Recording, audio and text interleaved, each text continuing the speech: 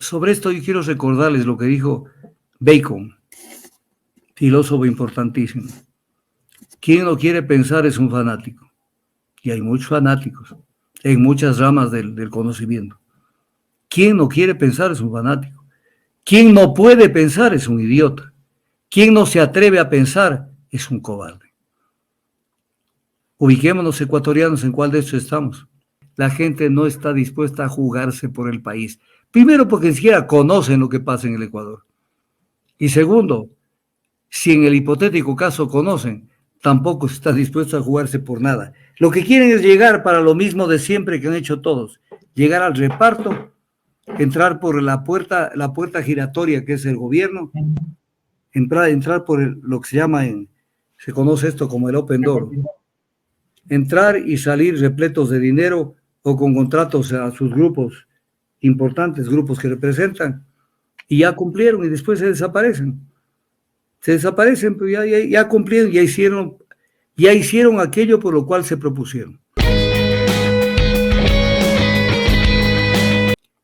Luego vino el tema de las armas de Rusia. Y entonces, esto fue vergonzoso, porque, y tuvo que regular el gobierno, y además decir algo que es terrible, que no nos habíamos enterado de que esas armas iban a Ucrania. ¿Cómo? Si todo el Ecuador sabía, del Carchi a la Macaray, de las Galápagos al Oriente, sabían que esas armas iban a ser entregadas en Ucrania. El único que no sabía es Daniel Noboa Sin, y le tomó del pelo al Ecuador. Pero además, fruto de esto vino el tema del problema que se tuvo con la exportación de banano a Rusia, en donde le valió un comino afectar a la competencia de la exportación de banano porque él no estaba exportando, su grupo Noboa no estaba exportando banano a Rusia. Luego apareció la ministra Núñez, la ministra del Trabajo, en donde lo quiso convencer al Ecuador que pagando $1.92 por cada hora de trabajo, con esto se estaba solucionando el tema económico de la gente y había empleo. Pero $1.92 por 8 horas diarias de trabajo nos da $15.36 el día. Y por 22 días, que aproximadamente son los días laborables de una persona, da un salario de $337,92, que es inferior a $460, que es el salario básico unificado. La matemática simple. Cuando el presidente dicta uno de sus decretos señalando las 22 mafias que hay en el Ecuador, sucede que primero no eran 22, el mismo comandante, uno de los generales de policía, le corrige y le dice, no son 22, son 11. Pero en las 11 ni en los 22 no consta la mafia albanesa. Pregunta, ¿por qué la mafia albanesa ni siquiera es señalada cuando la mafia albanesa es el gran tráfico de cocaína hacia Europa y la que prácticamente tuvo toda la entrada del gobierno de Lazo? Luego firman el TLC con China, un TLC que permite que el Ecuador se convierta en un basurero de China para que traigan acá residuos de diferentes tipos, residuos peligrosos, desechos peligrosos. Con lo cual el Ecuador, al firmar ese TLC, está violando o violó ya el convenio de Basilea sobre el control de los movimientos transfronterizos de desechos peligrosos y su eliminación. Entonces, ¿qué busca este convenio? Aunque me demoro 5 segundos. Reducir y minimizar los residuos en la fuente, o sea, que allí donde se producen los residuos, allí se reduzca y se minimicen. Que se manejen los residuos dentro del país en el que se generan. En otras palabras, que no salgan de China. Reducir al mínimo el movimiento transfronterizo de residuos. Entonces viene el tema, o sea, y nosotros nos pusimos de acuerdo para que seamos el basurero tóxico de China.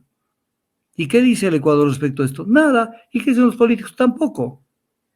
Y hablando de China, voy a poner este ejemplo. El expresidente Moreno recibió dinero, está documentado en el caso INA Papers. Recibió dinero de la empresa Recorsa, establecida en Panamá, por el tema de la contratación con Sino Hydro Corporation del contrato de Coca-Cola Sinclair. De ahí recibió dinero. Pero viene la pregunta, ¿Es que lo que le pagó fue Recorsa de su bolsillo? ¿O Recorsa fue nada más que el intermediario de la plata que mandó Sinohidro para que le paguen a Moreno, a Lenín Moreno? Entonces, obvio pues que el cohechador no solo es Recorsa, es fundamentalmente Sinohidro. ¿Y qué acciones ha tomado el Ecuador ya como país? Ya olvidemos de la parte penal. Para haber protestado ante China y decir, usted tiene una empresa pública, porque Sinohidro es una empresa del Estado chino, que vino a corromper al Ecuador. Más bien en premio, firmemos un TLC. O sea, es el Ecuador. ¿Y quién dice algo sobre esto? Nadie. Nadie. La Corte Nacional de Justicia se quedó, ya no tenía los jueces necesarios, tenía apenas 15 jueces titulares hasta el 13 de febrero del 2024, 3, en donde concluye el periodo de Luis Rivera, Walter Macías, Byron Guillén, Fabián Racines, 4. 15 menos 4 igual a 11. Ya no tenían ni mayoría para poder sesionar. Peor para nombrar al presidente de la Corte Nacional de Justicia. Entonces llamaron a los conjueces para que se posesionen. El conjuez está llamado para atender casos judiciales cuando no alcanzan los jueces titulares a resolverlos por falta de tiempo, pero no para que se sienten a tomar decisiones y de esa manera justificaron la asignación de una persona que en su momento estuvo destituida incluso. Es el Ecuador.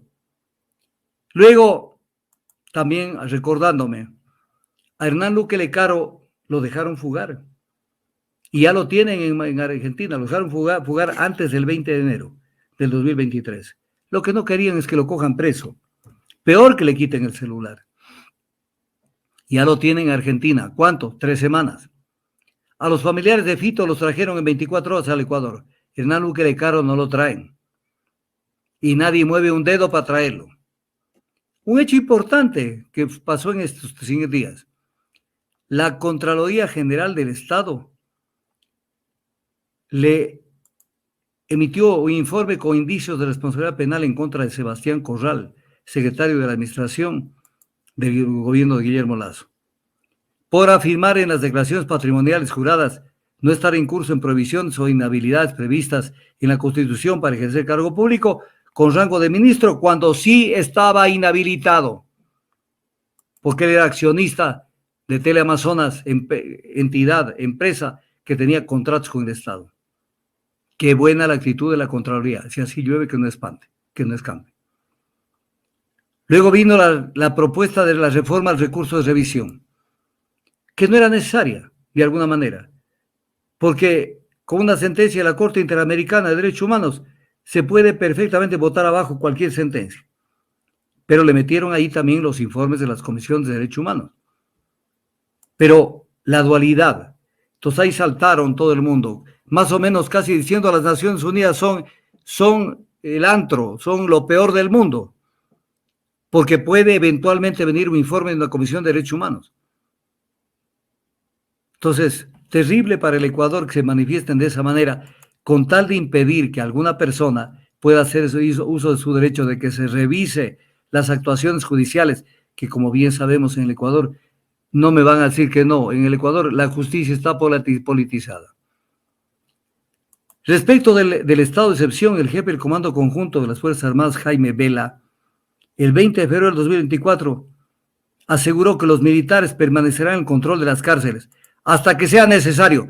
Señor jefe del Comando Conjunto, usted tiene que permanecer en el control de cárceles hasta cuando la Constitución lo diga, hasta cuando la ley lo permita, no cuando usted le dé la gana. ¿Qué cree usted que porque tiene un uniforme militar hasta que sea necesario? ¿Quién es usted para imponer eso? Claro que tiene a su favor la Corte Constitucional, que lo que hace es facilitar todas las cosas que le pide el gobierno. Luego, Cronfle dispuesto a facilitar la consulta. ¿Cómo?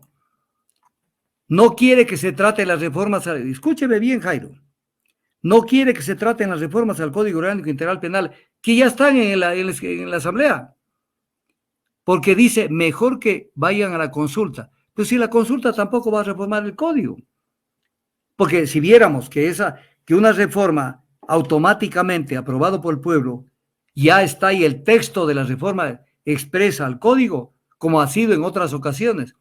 En esto es nada más un criterio, porque dice en la misma consulta que si el pueblo se manifiesta positivo, el presidente en 5 días enviará un proyecto de ley a la Asamblea para reformar el Código Orgánico Integral Penal.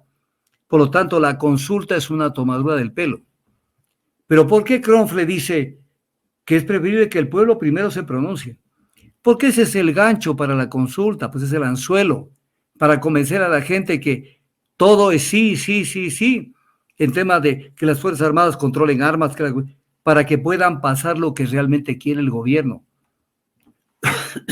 que es la extradición, el tema del arbitraje internacional, el votar abajo las acciones de protección, la precarización laboral, es lo que le interesa.